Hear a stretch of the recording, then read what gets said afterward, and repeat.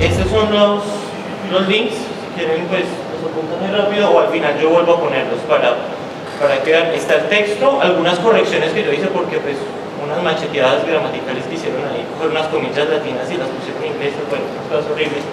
El texto corregido, el mapa conceptual que elaboré y los esquemas gráficos y unas simbolizaciones en cálculo de predicados del axioma de Hegel. El mapa. Hegel. A ver, creo que una de las cosas elementales, vamos a parar, que hay que tener en cuenta para entender Hegel es que cómo se estructura, bueno, qué tipo de filosofía es. Hay tipos de filosofía que son asistemáticas, o sea, al man se le vienen las ideas y las plasma, tanto si orar de pronto. Pero convencionalmente la filosofía se ha estructurado a forma de sistemas. ¿Y qué quiere significar? Que una filosofía sea sistemática o sistémica. Que un trabajo justifica al otro, a su vez el otro, a su vez el otro. Por antonomasia, Hegel es el padre del sistema. ¿Por qué? Porque la fenomenología del espíritu es la introducción al sistema nomás. Pero la fenomenología del espíritu indaga el espíritu en sí, indaga cómo el espíritu asciende en los grados del saber. Es que estoy no alcanza a ver. Bueno, voy a leerlo desde aquí, pues, lástima no se alcanza a ver porque es muy grande, entonces se pixela. Pero, a ver si de pronto aquí me... ¿Está mejor? Sí. Sí, ya, ahí. Avanzan los grados de conciencia hasta entrar al sistema.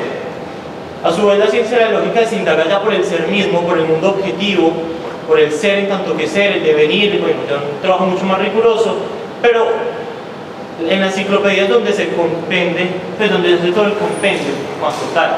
¿Por qué hago esto? Precisamente porque se tiene la convención de que Hegel, pues que Hegel es la fenomenología del espíritu, y me parece un tanto chistoso porque es como decir que los prolegómenos de Kant son toda la filosofía crítica. O sea, es una introducción al sistema, pero la enciclopedia es donde se convergen todos los puntos. ¿Qué pasa? El texto de la fenomenología del espíritu está estructurado a partir de la época juvenil de Hegel. Y muchos de los postulados todavía están un tanto sesgados, un tanto limitados por la influencia que tiene Hölderlin de Schelling. ¿A qué voy con esto? Pues todavía tiene una literatura y una forma de escribir un poco engorrosa, es un texto muy libre y es muy ordenado de una forma muy rara. A, B, no sé qué, y usted termina perdiéndose. Yo recomendaría, pues como para hacer la salvedad y ya meternos con los principios, iniciar por la enciclopedia, porque la enciclopedia está ordenada a modo de como párrafos muy chiquiticos, una especie de aforismo, ¿sí? Donde cada párrafo tiene un orden y tiene una justificación muy exacta y muy precisa para uno empezar a comprender, pues muy punto a punto, muy partecita a partecita del problema para dónde va el man, ¿sí? Además que en la enciclopedia están todas las horas metidas en los tomos inmensos, ¿sí? Pues para profundizar más en el mapa, pues me quedaría toda la vida en el mapa, pues al que le interese. Vamos a los principios como tal. Lo que es real es racional, lo que es racional es real. Una de las primeras cosas muy chistosas de este punto es que por entender lo que es tal, y viceversa, se entiende como si fuera igualdad. A mi juicio, esta interpretación de acá no es... El primero es un error lógico, no sé si el muchacho que sabía bien de lógica pues podría corroborar. Es distinto, esto como tal es inválido a mi juicio. Porque esto, bueno, la operación como tal creo que se refiere a cálculo de igualdades. ¿Qué es lo que va? Todo x, si ese x es real, entonces ese x es racional. Y todo y, si ese y es racional, entonces ese y es real. Lo que se deriva de p entonces q y q entonces p es un bicondicional. Es lo mismo. Pero yo no puedo sacar de esto una igualdad porque tendría que ser un existencial. Y sería para decir que solo lo que es real es racional. Es el término de, no sé cómo va con Russell, por ejemplo, el actual rey de Francia. Un tal X que ese X es el actual rey de Francia, ese ejemplo de decir, solo los peces rojos nadan rápido. O sea, para enfatizar que un particular y un universal son lo mismo, sería la única forma para poder poner esta igualdad. En otros términos, para Hegel lo real y lo racional no son lo mismo. Esto en términos lógicos. Más adelante voy a explicarlo ya en términos filosóficos que implica eso. ¿Qué quiere? ¿Qué quiere decir que lo real sea racional y viceversa? Primero, hay una premisa que él toma, que es la relación entre lo finito y lo infinito. Eso viene en una discusión de Kant más atrás, y eso está en el artículo Cómo responde Hegel a Kant a la concepción del noúmeno y del problema de la realidad, pero va en este punto. Lo finito no puede estar por fuera del infinito, o sea, no son cosas disímiles, y eso ha sido uno de los grandes problemas para comprender la realidad. Lo ilimitado y lo limitado a su vez no pueden ser disímiles, o sea, usted no puede pensar lo infinito por fuera de lo finito, porque si lo finito subyace por fuera de lo infinito no está en infinito. Igual, lo ilimitado no está en ilimitado. ¿Sí? Entonces, eso pues implicaría contradicción, o sea, es un principio bajo el cual parte. Esto hay que tenerlo en cuenta precisamente bajo el concepto del en sí y para sí, que ya lo que más adelante vamos a empezar a meter. ¿Cómo, a partir de entender ese principio, cómo se empieza a organizar esto? En la ciencia de la lógica, en la parte, yo comparto en el artículo los links de los libros por si los quieres descargar en las ediciones medio más decentes. En la edición de Rodolfo Mondolfo, la primera parte, que es la doctrina del ser, el ser se define de esta manera: ser, puro ser, ninguna otra determinación. En su inmediación indeterminada es igual solo a sí mismo y tampoco es desigual frente a otro. No tiene ninguna diferencia, ni su interior ni hacia su exterior. ¿Qué va acá el punto primero? Cuando nosotros hablamos de ser, en cuanto ser, nosotros nos referimos al mundo, porque el mundo no es ser en cuanto ser, eso de Parmenides, pues diría ya como que estamos reevaluados. Porque el mundo, la existencia, tanto que existencia, es un producto del devenir. Obviamente, pues, por ser una postura dialéctica, pues tiene una fuerte influencia heráclica. Pero el ser en cuanto ser no es la existencia, porque la existencia es como la nada nihiliza al ser por medio de la determinación. Esa es la justificación, eso es lo que explica la nada en la casa del ser. ¿Qué significa? La nada nihiliza al ser y el ser se afirma en la nada. Esto es un poco complicado porque va bajo una premisa que me toca ahorita ya explicar, que es el concepto de determinación. Este concepto es clave precisamente para entender que esta conjugación de lo que viene acá no es tan fácil para poner dualismos. Esta filosofía, más que trabajar de manera dualista, intenta mostrar cómo los contrarios se traslapan. Luego, no es que sean cosas distintas, o sea, es difícil pensar esto porque eso no es tanto contraintuitivo, pero es mirar cómo los contrarios se pertenecen a sí mismos y se niegan y se afirman sucesivamente y a la vez en sí mismos. Sonará un poco raro, pero mirámoslo de esta forma. Esta afirmación es, toda afirmación es negación, toda negación es afirmación. Partamos de ahí. Entonces, ¿por qué toda afirmación es negación? Cuando usted afirma algo, usted está delimitándolo. Está pasando de la indeterminidad, está pasando de no determinarlo de ninguna manera a determinarlo de una forma distinta. Por ejemplo, este estuche es negro. Cuando yo digo el estuche es negro, estoy presuponiendo primero la categoría estuche, o sea que ya ese X ya es un estuche, ese X existe un X que ese X es estuche, y además estoy diciendo que es negro, y además digo que es cuadrado, y entre más lo vaya delimitando, pues más estoy negando la indeterminación. En otros términos, por ejemplo, la mesa, puede haber tres tipos de mesa: de metal, de madera, de plástico, pero si yo digo ya que es de metal, ya la estoy delimitando. Primero, entonces ya soy una doble limitación de la indeterminada: mesa, y además es de metal. Y dentro de esas, pues cada una podría ser o cuadrada, redonda o ovalada. Y además, sí, podría uno caracterizarlo más.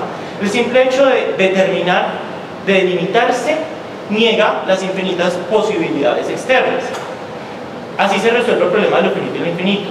Lo finito y lo infinito no está en un, como esta es la totalidad y lo que está por fuera, de una manera como lo trascendente, sino que en realidad lo finito y lo infinito están las infinitas posibilidades de volver sobre sí mismo.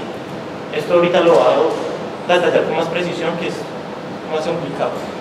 Pero más o menos no sé si esta parte queda clara. O sea, el concepto de limitación ya implica negación. Afirmar algo ya implica negar.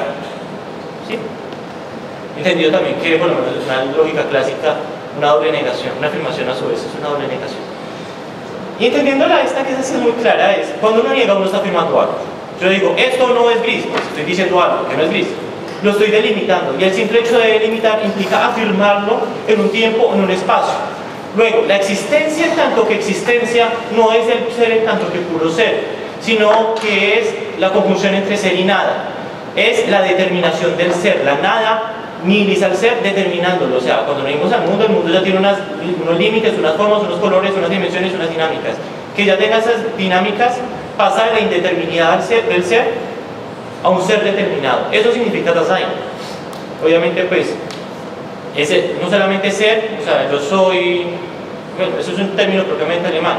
El verbo Dasein es un verbo separable. Entonces, yo soy, ich heiße Juan Camilo, yo me llamo Juan Camilo, ich bin Juan Camilo, yo soy Juan Camilo. Es decir, yo estoy en la universidad, ich bin in die Universität da, yo soy en la universidad, ahí yo estoy en la universidad. ¿Qué implica? Que determina que usted está ahí, efectivamente. Luego, la existencia no es el ser en cuanto ser, el mundo no es el ser en cuanto ser, sino que es, al decir que ya es el mundo, que es este mundo, ya está determinando. Luego, la existencia no es solamente positiva, sino que es negada. Esto es clave precisamente porque aquí es donde se empieza a estructurar y se va volviendo un poco más completa la discusión. Esto yo lo llamo el método, algunos me han discutido porque pues un filósofo hace filosofía de una manera. Entonces, cuando a veces se habla de método, presupone que el método es a priori, entonces que solamente es repetirlo y justificarlo, o sea, como que fuera una herramienta que ya está dada, y que entonces Hegel ya tiene presupuesta la dialéctica y solamente la opera, ¿no? Eso es una discusión que se ha tenido, pero entendamos por lo menos método como camino, la traducción creo que original, métodos, ¿sí? Entendamos, a mi juicio, el método es la dialéctica. A ver. Partamos de lo siguiente. La conciencia, una de las críticas fuertes que le hacen Hegel a Kant es que Kant se quedó en el en sí. ¿Qué significa que se haya quedado en el en sí? Al indagar las condiciones de posibilidad del conocimiento, al indagar al sujeto de sus múltiples formas, cada fenómeno lo reducía a las facultades y a las características que le son inmanentes a las facultades humanas. ¿Sí? O sea que incluso más que hablar de sujetos se pone a indagar las facultades mismas, o sea, casi que indaga el mundo sin sujetos, sin mundo, sin contexto, y sigue siendo muy problemático porque eso empieza a llevar unas antinomias y unos paralogismos que se dan en la analítica trascendental y la dialéctica trascendental. Obviamente acá le queda muy difícil pensarse la libertad en términos dialécticos porque todavía estaba anclado en un principio de contradicción, pero es que el principio de contradicción se niega en la realidad misma. ¿Cómo queremos nosotros hablar de un principio de no contradicción para entender la realidad si la realidad en sí misma ya es contradictoria? ¿Sí? ¿Por qué le parece complicado esto? Porque la conciencia de algo no es solamente conciencia de algo, sino que presupone una conciencia de sí. Conocer el mundo presupone a su vez que yo soy el que conoce el mundo. Luego se tiene certeza de sí. Luego conocer algo exterior implica también tener como presupuesto, tener una certeza de sí, tener conciencia de sí. Luego la conciencia del mundo no es solamente algo exterior, sino que va de lado y lado. Igualmente, al yo conocer el mundo, yo le otorgo realidad al mundo. Luego está la diferencia ya entre realidad y existencia. La existencia, en tanto que existencia sigue siendo, la existencia en sí está ahí. Pero al otorgársele racionalidad, o sea, al pensarse la cosa, esto ya deja de ser X, sino que pasa a ser el X, que es negro, que es cuadrado, que es simple estuche, que ta. El simple hecho de yo pensar y poner una categoría a las cosas, eso es lo que constituye la realidad. ¿Qué significa eso? La humanidad se extingue, se acabó la realidad, pero la existencia se conserva. Luego, ahí es donde empieza a jugar la cosa. Cuando nosotros hablamos de realidad, que ese es un postulado de la ciencia de la lógica, presuponemos verdad. Es decir, por ejemplo, cuando lo ponen a hacer los cuestionarios, verdadero o falso, muchas veces también ponen real o falso. Lo falso o lo real. Y ahí es donde empieza precisamente el problema como tal. La discusión de si uno puede conocer la realidad tal cual está precisamente en que el concepto de realidad ya es racional. ¿Sí? O sea, la realidad ontológicamente no es independiente de la razón, está en la racionalidad misma. Pero eso no significa que lo real y que sean una misma cosa, sino que la justificación está en cosas distintas. A partir de eso, por lo que pueden ver con las flechas, yo intento ver esto precisamente como a punta de dos replicaciones. O sea, cada uno son elementos disímiles, distintos, particulares, pero cada uno es condición de posibilidad de cada otra cosa. El en sí es condición de posibilidad del para sí, y el para sí está en la naturaleza misma del en sí. Ya voy a meterlo con eso. Este punto de la relación de la autonomía y sujeción de la autoconciencia, la dialéctica del amo y el esclavo, voy a resumirla en un punto clave, podría ser un tema de discusión si nos queda tiempo para preguntas, que no creo. Es que precisamente la autoconciencia, el en sí, ya es un producto de un contexto. Luego la conciencia, los esquemas mentales, las representaciones, las costumbres, el lenguaje, ya son un producto de algo exterior, que son las comunidades. Y eso ya es violento, pues es violento en el sentido que lo está negando. O sea, pues usted ya llega al mundo y ya le toca violentar.